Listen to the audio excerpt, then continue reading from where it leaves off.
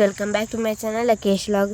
ಇವತ್ತಿನ ವ್ಲಾಗ್ನಲ್ಲಿ ಕೆರೆ ತಕ್ಕ ಹೋಗಿದ್ದೆ. ನಮ್ಮ ಮನೆ ಮುಂದೆ ಕೆರೆ ಇದೆ ಫ್ರೆಂಡ್ಸ್. ಅಲ್ಲೇ ಸುತ್ತಾಡ್ಕೊಬರೋ ಮನೇಲಿದ್ದು ಬೋರ್ ಆಯ್ತಿತ್ತಲ್ಲ, ಅದಕ್ಕೆ ಸ್ಕೂಲ್ ಇನ್ನೂ ಸ್ಟಾರ್ಟ್ ಆಗಿಲ್ಲ ಫ್ರೆಂಡ್ಸ್. ಅದಕ್ಕೆ ಬೋರ್ ಆಯ್ತಿತ್ತು, ಅದಕ್ಕೆ ಕೆರೆಗೆ ನೋಡ್ಕೊಬರೋ ನೀರು ಬಿಟ್ಟವರಲ್ಲ ಅಂದ್ಬಿಟ್ಟು ಹೋಗಿದ್ದೋ. ಇಲ್ಲಿ ಕೆರೆ ಹತ್ರ ನಮ್ಮ ಮನೆ ಮುಂದೆ ಕೆರೆ ಐತೆ ಫ್ರೆಂಡ್ಸ್. ಅಲ್ಲಿ ಕಾವೇರಿ ನೀರು ಬಿಟ್ಟವ್ರೆ. ಚೆನ್ನಾಗಿತ್ತು ಫ್ರೆಂಡ್ಸ್. ಆಟ ಆಡ್ಕೊಂಡಿದ್ದೋ ಒಂದು ಸ್ವಲ್ಪ ಹೊತ್ತು.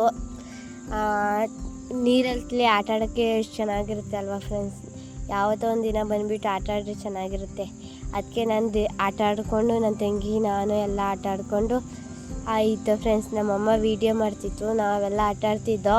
ಒಂದು ಸ್ವಲ್ಪ ಹೊತ್ತು ಆಟ ಆಡ್ಬಿಟ್ಟು ಅಪ್ಪ ಬೈತೈತೆ ಅಂದ್ಬಿಟ್ಟು ಬಂದುಬಿಟ್ಟೋ ಫ್ರೆಂಡ್ಸ್. ನೋಡಿ ಫ್ರೆಂಡ್ಸ್, ಎಷ್ಟೊಂದು ಚೆನ್ನಾಗಿದೆ ಅಲ್ವಾ ಫ್ರೆಂಡ್ಸ್. ನೋಡಿ, ನೀರ ಹತ್ರ ಹುಷಾರಾಗಿರ್ಬೇಕು ಫ್ರೆಂಡ್ಸ್. ಜಾಸ್ತಿ ಒಳಗಡೆ ಹೋಗ್ಬಾರ್ದು, ನೀರೊಳಗೆ ಆಟ ಆಡಬೇಕು ಆದರೆ ಒಳಗಡೆ ಹೋಗ್ಬಾರ್ದು.